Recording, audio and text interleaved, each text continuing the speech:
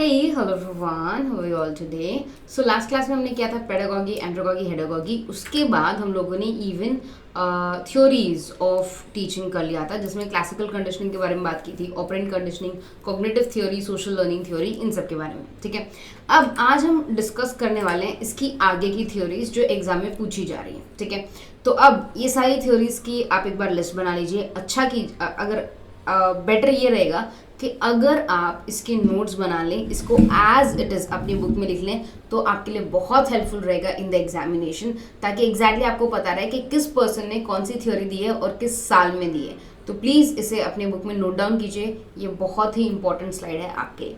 अब थ्योरीज में से हम एक एक थ्योरी से स्टार्ट करते हैं। मैं सबसे ईजी थ्योरी से आपको स्टार्ट करवाती हूँ, तो एक सेकेंड।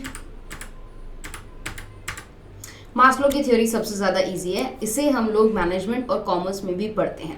मास्लो की नीड हायरार्की थ्योरी होती है, ये मास्लो सर ने दिया था इन द ईयर 1943। तो अब मास्लो की थ्योरी जो भी है यहाँ पर हिंदी में भी है, तो आप हिंदी में भी इसको आराम से पढ़ सकते हैं। आप पॉज कर सकते हैं वीडियो को और देख सकते हैं इन्होंने क्या बोला है। ठीक है, अब मास्लो ने क्या कहा था कि अगर आप किसी पर्सन को मोटिवेट करना चाहते हैं, ठीक है, आप किसी पर्सन को प्रेरित करना चाहते हैं, तो कैसे करेंगे? आप उसके नीड्स को पता करेंगे, उसकी ज़रूरतों का पता करेंगे। जैसे ही आपको पता चलेगा उस पर्सन की ज़रूरत क्या है, फिर आप उसकी नीड को सेटिस्फाई करने में लग सकते हैं। तो इससे क्या है, आप उस पर्सन की हेल्प कर रहे हैं और उसे मोटिवेट कर रहे हैं, उसे प्रेरित कर रहे हैं कि वो आगे और अचीव करें। तो सबसे पहले आता है साइकोलॉजिकल नीड्स। अब अगर आप ये ट्रायंगुलर शेप देख रहे हैं, तो इसे हम पिरामिड शेप भी कहते हैं, ट्रायंगुलर शेप भी कहते हैं, जहाँ पर इसका जो बेस है वो बहुत ही वाइड होता है, और जैसे जैसे आप ऊपर जाते हो ना, तो इसका जितना दायरा होता है वो कम कम कम कम होने लग जाता है। ठीक है, तो ये लेयर्स भी बताता है, लेवल्स भी बताता है, और इस एक स्टेप के बाद कौन सा दूसरा स्टेप आएगा उसके बारे में भी बताता है। तो ये उसका एग्जैक्ट डायग्राम है। अगर आपको ये डायग्राम नोट डाउन करना है तो आप अपनी किताबों में डायग्राम नोट डाउन कर सकते हैं। तो सबसे पहले let's start with psychological needs. Psychological needs क्या होते हैं? साइकोलॉजिकल नीड्स एक इंसान की बेसिक ज़रूरत, रोटी, कपड़ा, मकान, जिसके बिना वो जिंदा नहीं रह सकता, जिसके बिना वो जी नहीं सकता। ठीक है, तो अगर सपोज एक बहुत गरीब व्यक्ति है, वो रोड पे रहता है, उसके पास घर नहीं है, उसने 2 दिन से खाना नहीं खाया। अब अगर आप उसको जॉब दोगे तो वो कोई भी जॉब करने को तैयार हो जाएगा, क्योंकि उसे खाना चाहिए, उसे पैसे चाहिए। तो सबसे बेसिक रिक्वायरमेंट आपको फुलफिल जो करनी है किसी भी पर्सन की, that is the psychological need. आपको साइकोलॉजिकल नीड से स्टार्ट करना है। अब पहले मैं पूरा लेक्चर ले लेती हूँ, उसके बाद मैं आपको इसके इंपॉर्टेंट पॉइंट्स बताऊंगी। तो अभी जो भी डाउट्स हैं आप एक बार 2 मिनट होल्ड कीजिए, पहले समझिए पूरी चीज़ को, और फिर शायद हो सकता है कि लेक्चर के दौरान ही आपके डाउट्स क्लियर हो जाए।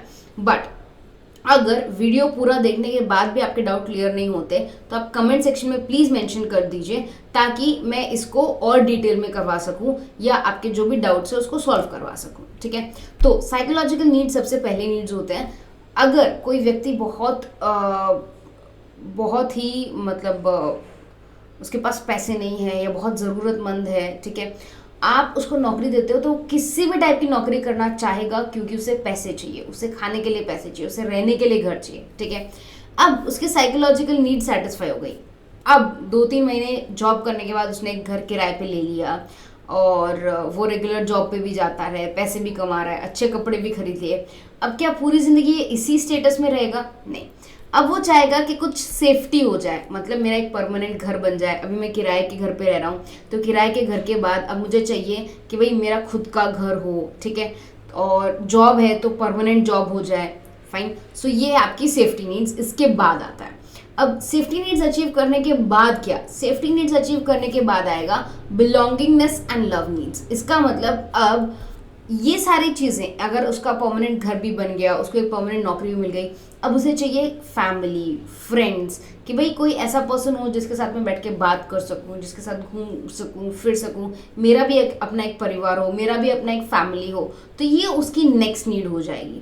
अब जैसे ही उसकी फैमिली हो जाएगी, उसके बच्चे हो जाएंगे, उसका अच्छा फ्रेंड सर्कल हो जाएगा, अब पर्सन वहाँ भी नहीं रुकता, उसका एक और नीड स्टार्ट हो जाता है, that is esteem needs. Esteem needs मतलब जो भी मैं कार्य कर रहा हूँ, जो भी मैं जॉब कर रहा हूँ, उसमें जो भी मैं अच्छा कर रहा हूँ, वो उसका क्रेडिट मुझे मिले, मैं जो भी काम कर रहा हूँ उसमें से मैं सबसे अच्छा करूँ। तो ये है एस्टीम नीड्स। एस्टीम नीड्स मतलब प्रेस्टीज और फीलिंग ऑफ अकम्पलिशमेंट कि हाँ मैंने कुछ अचीव किया, ठीक है। अब लास्ट पे आ जाते हैं, that is self actualization need. यहाँ पर क्या है, ये हाईएस्ट लेवल ऑफ नीड होती है, बहुत कम लोगों की ये नीड सेटिस्फाई हो जाती है, जहाँ पर आप जो भी कर रहे हो वो सबसे अच्छा करना चाहता है। मतलब दुनिया में अगर आप कोई भी काम कर रहे हैं, कोई भी, तो आप चाहते हैं कि भाई दुनिया में कोई भी ये काम मुझसे बेहतर ना कर पाए, मैं ही एक ऐसा पर्सन होना चाहिए जो ये काम सबसे बेहतर तरीके से कर सकता है। तो इसे हम कहते हैं सेल्फ एक्चुअलाइजेशन नीड्स। तो हमें नीचे से ऊपर जाना है। अब एक और ये क्वेश्चन हो सकता है कि मैम अगर सपोज इसमें से एक पर्सन बिलोंगिंगनेस पे है, ठीक है, एक person right now belongingness needs पे अभी है, ठीक है, तो हम उसको साइकोलॉजिकल से थोड़ी स्टार्ट कर सकते हैं, नहीं, हम उसे साइकोलॉजिकल से स्टार्ट नहीं करेंगे, हम उसके ऊपर जाके देखेंगे। अगर बिलोंगिंगनेस पे है वो, तो उसका नेक्स्ट नीड क्या होगा, उसका नेक्स्ट नीड होगा एस्टीम नीड्स। उसे एस्टीम नीड चाहिए, मतलब उसे रिकॉग्निशन चाहिए, ठीक है, तो हम उसको सेटिस्फाई करने की कोशिश करेंगे। सो ये था मास्लो की नीड हायरार्की थ्योरी। ये मास्लो सर ने दिया था इन द ईयर 1943। तो आपको ईयर भी याद रखना है, इसके लेयर्स भी याद रखने हैं, आपको ये भी याद रखना है कि कौन सा लेवल में कौन से टाइप के नीड होते हैं और किस तरह से वो मोटिवेट होता है। तो first is your psychological needs, उसके बाद योर सेफ्टी नीड्स, उसके बाद योर बिलोंगिंगनेस, उसके बाद योर एस्टीम एंड लास्ट में सेल्फ एक्चुअलाइजेशन। तो मेक श्योर आप ये पूरा याद रखें, इसमें आपका कोई भी गड़बड़ नहीं होना चाहिए। ये इसकी पूरी थ्योरी है, आप इसको पढ़ सकते हैं आराम से। शायद हिंदी में मैंने कन्वर्ट नहीं किया, मैं कन्वर्ट कर दूंगी, don't worry. But yes, this was the exact need of और exact theory of Maslow's need hierarchy theory, ठीक है। अब जब हम कल मिलेंगे, हम कर्व्स लर्निंग स्टाइल तो बाद में करेंगे, उससे पहले हम लोग ये वाला कर लेंगे। जब हम कल मिलेंगे ना, मतलब नेक्स्ट वीडियो होगा, हाँ, थॉर्नडाइक के ट्रायल एंड एरर लर्निंग, ये बहुत ही ईजी है, तो ये हम फटाफट कर लेंगे, ठीक है। So that's it for today. अगर आपके कोई भी डाउट्स हो तो प्लीज़ कमेंट सेक्शन में मेंशन कीजिएगा। Bye everyone, take care.